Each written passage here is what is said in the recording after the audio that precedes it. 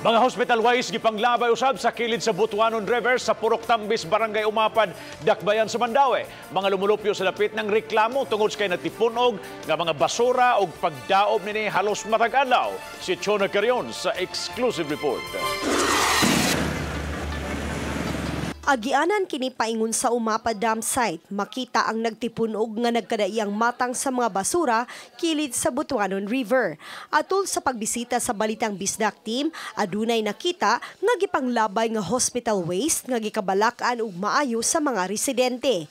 Kining dapita gipuy-an kaniadto sa mga informal settlers sa Dakbayan apan gipapahawa na sila.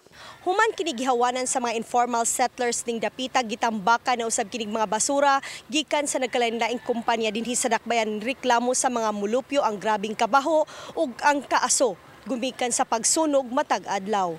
Mga mulupyo sa Zone Tangkong, Barangay Paknaan ng reklamo, gumikan kay anaa sila sa atbang ug kanunay silang mga sakit.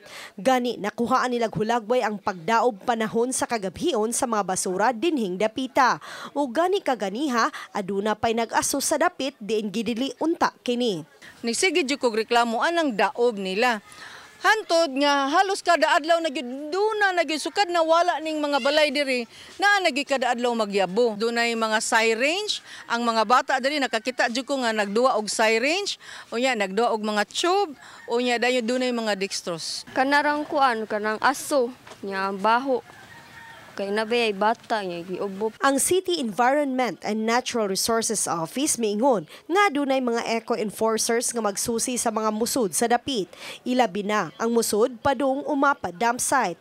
Apan gikan lang sa alas 8 sa buntag hantod sa alas 5 sa hapon. Ila usab susihon ang mga hospital waste nga gilabay sa dapit.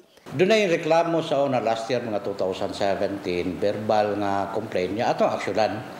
Maundang siya nya karon lately kana wala mi ma-inform na labi na hospital waste nakita na to karon base sa inyong footage pero sa ako ngayon ato na siyang i-check.